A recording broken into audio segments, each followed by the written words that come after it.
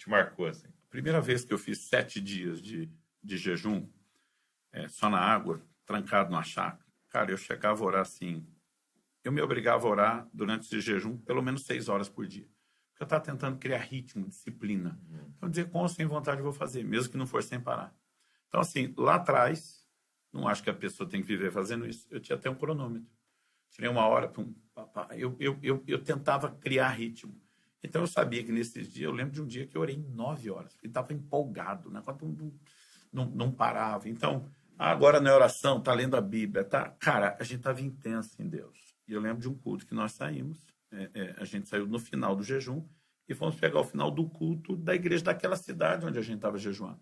Um dos pastores da igreja, inclusive, estava com a gente, mas o culto está normal. A gente decidiu chegar depois que começou, ia tentar sair antes de terminar, para não ficar preso, envolvido com muita gente, até por causa do propósito. Eu me lembro assim, a gente sentou no fundo, chegou, já tinha começado, não queria, ficamos tentando ficar bem discreto. Era conhecido da igreja, porque já tinha pregado lá algumas vezes. Mas eu lembro que assim, o culto estendeu um pouquinho mais do que o normal. Alguns irmãos, por causa daquela coisa de orar de ônibus, começaram a sair antes. E alguns, na hora de sair, nos viam. E por não ver, pô, você tá aqui, Luciano. Parava para dar a mão, cumprimentar, só isso. Cara, a gente não estava ministrando, não tinha nada emocional. Cara, a maioria dos que eu pegava na mão caía debaixo do poder de Deus, começou a ser curado. Cara, virou um tumulto. E eu achei que ia ser sempre assim, nunca teve outro jejum assim. Mas aquele negócio me deu uma pilha. Porque, assim, era aquele momento de dizer, cara, eu quero ver o sobrenatural. E, assim, a pessoa não falava qual era o problema, não pedia oração, eu pegava na mão, não era só a descarga de poder, não era só... Ninguém estava esperando, não era aquele negócio, aí induziu. Né? E, assim, tava indo embora, meu Deus, né? Sumiu isso, sumiu aquilo. Pá, e eu fiquei muito impressionado. Isso foi lá no começo. Só que, assim, todos os outros que eu fazia com os mesmos 7 dias, a experiência não era igual, mas comecei a ter diversas experiências. Mas deixa eu falar dessa reta agora, onde Deus começou a me chamar para os prolongados, e não acho que isso é para todo mundo. Sim. Vamos todo mundo começar devagar. Se Deus chamar. Então, vamos lá. Janeiro de 2022. Eu estava terminando de escrever esse livro, tinha mergulhado no assunto. Eu estava no 30º dia do jejum. Um dos focos meu de oração, além da minha busca, na parte de intercessão, minha filha Alissa, que era a única solteira. Dizendo assim, ó, menina nova, 20 anos, não tinha nenhum desespero para casar, mas eu dizia, o que falta é o casamento. Porque eu treinei ela para cumprir o seu propósito, mas todo o desdobramento agora depende do futuro marido. Esse cara pode botar uma tampa e limitá-la, pode ajudar a projetá-la. Tudo que eu fiz, se a coisa não acontecer direito, pode ser comprometido. Eu falei para Deus, como eu oro e creio uma vida inteira, eu tenho certeza, não tenho um pingo de dúvida que o Senhor vai guiá-la. O que eu resolvi orar e pedir para Deus, por causa de outra experiência pessoal. Quando o Isra estava para completar 12 anos, então nem podia falar em namoro lá em casa, ninguém podia namorar antes dos 18, regra da casa, não da igreja. Ele encontrou e conheceu pela primeira vez a Priscila, que é minha nora. Cara, na primeira conversa deles, eu agarro o braço da Kelly e falei, esses dois vão casar. Foi o que foi. Eu falei, não sei te explicar. Eu não tive uma visão, não ouvi uma voz, mas eu sei no meu espírito. Eu falei para ela, eu posso registrar isso em cartório. E eu falei para aquele, eu acho que eu vou fazer. Ela falou, por quê? Eu falei, porque depois ninguém acredita. Ela falou, eu sou sua testemunha. Ainda fico pensando que eu podia até registrar. Isso é bonito. Mas ela falou, eu sou sua testemunha. Cara, eu não podia na casa dele. Não podia falar para ninguém. Não falei para o Israel. Atrapalhar o processo. Só contei depois, porque a escolha tinha que ser dele. Não falei nem para o meu pastor, porque era o pai da menina. Né? Mas guardei. Como depois passaram mais 7 anos, os dois casaram, eu estou agora orando e falei, Deus, eu não te pedi.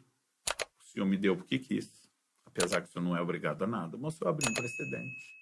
Uma jurisprudência, pelo menos, para inspirar minha fé. E eu comecei a orar e dizer, eu quero saber quem é meu genro. Para entregar de bom coração. Eu falei, a escolha não é minha, a escolha é da minha filha. Quem pode interferir na escolha é o Senhor, não sou eu. Eu posso dar orientações e tal, mas eu quero. E eu comecei a orar por aquilo.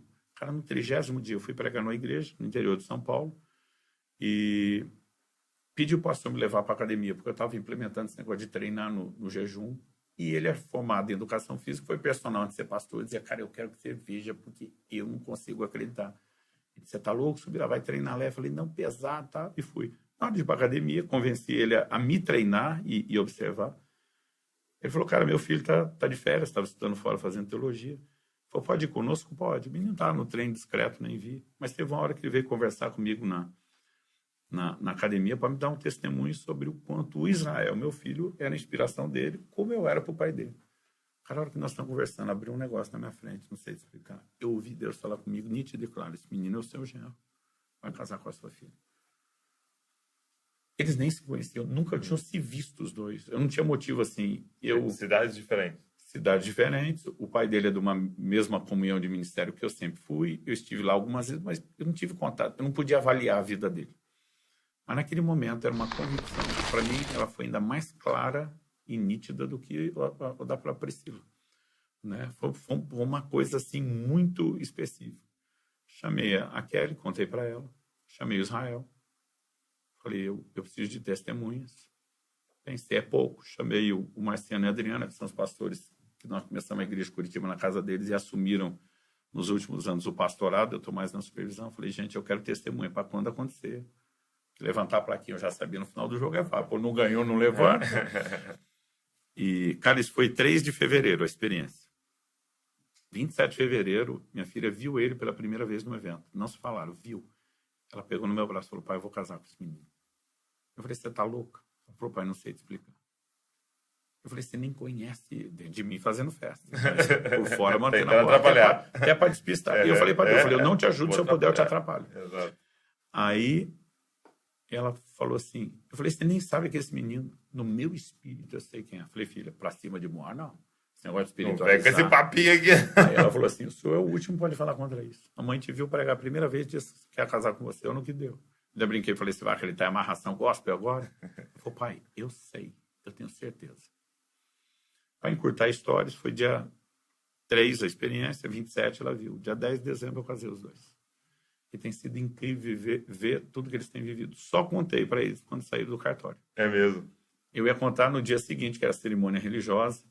Aí eles estavam falando de despressurizar, esse negócio do first sight, ver a noiva primeiro para despressurizar. Eu falei, vou despressurizar. Eu contei desse cara me olhando assim, chocado, sem acreditar. Então, assim, cara, cada jejum tem sido experiências completamente diferentes. Mas o que foi gostoso não era saber com quem minha filha ia casar, para eu como pai ficar tranquilo. Douglas, era a sensação. Eu passei meses. Eu acordava, abria meu olho, a primeira coisa que eu lembrava. Cara, Deus me confidenciou uma coisa que não falou para mais ninguém. Senso de intimidade, de amizade. Eu não consigo definir o que era isso. Eu acordava no dia seguinte e dizia, cara, ele me confiou algo que não falou para mais ninguém.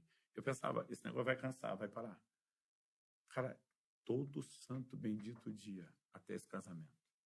Eu pensei, depois do casamento passa. De vez em quando, até hoje eu acordo e falo, ele me contou algo que não falou para mim. Mas aquela sensação de gerar uma fé, de... Amizade. Conhecê-lo, buscá-lo. O entendimento da palavra. Tem sido coisa assim que eu fico olhando e falo, cara, estudo esse livro a vida inteira. As coisas estão fazendo sentido como nunca antes. Por quê? Não é porque você fez por merecer uma troca. Você está quebrando... Tá numa posição, né? Você está quebrando uma estrutura carnal que te atrapalha de entender e criando uma sensibilidade para aquilo que se percebe espiritualmente. Então, assim, é muita coisa boa. Eu gosto muito de um exemplo do Celebração da Disciplina, do Richard Foster, né? E ele fala assim... Cito no livro, é um clássico. Ele diz assim, mais ou menos assim, né? É como... Eu não tenho, por exemplo, se você estivesse aqui com frio, né? Você não tem o poder de se autoaquecer. Não pode, você não consegue. Você está com frio, você não tem como se autoaquecer. Mas você poderia andar até lá fora e se colocar no sol. Ele fala, isso é disciplinas espirituais. Então não tem mérito de você falar, eu me aqueci, o jejum, eu fiz. Não, mas é você andar até aquele, né? E ficar lá parado na frente dele que pode te aquecer. Então a glória é sempre dele, né? É ele fazendo, mas você só se colocou na posição, né? Exatamente. Então elas nos expõem, elas nos ajudam na inclinação da área correta. Então, por exemplo, a Bíblia diz, Deus habita no meio dos louvores. Enchei-vos do Espírito, como falando entre vós, salmos e hinos. Então não é porque eu cantei horas que eu mereço nada, mas é uma exposição. Eu fiquei horas no sol, não vou aquecer e bronzear. Eu estou me expondo à presença de Deus. Então as disciplinas nunca têm a ver com mérito, mas com exposição, com se permitir ser influenciado. Então assim, não é porque eu leio a Bíblia horas que eu sou melhor do que outro crente. Mas aquele tempo de exposição me melhora como crente. Então, assim, eu não sou melhor Porque não há mérito.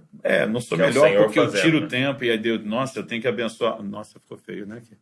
Deus falando, nossa.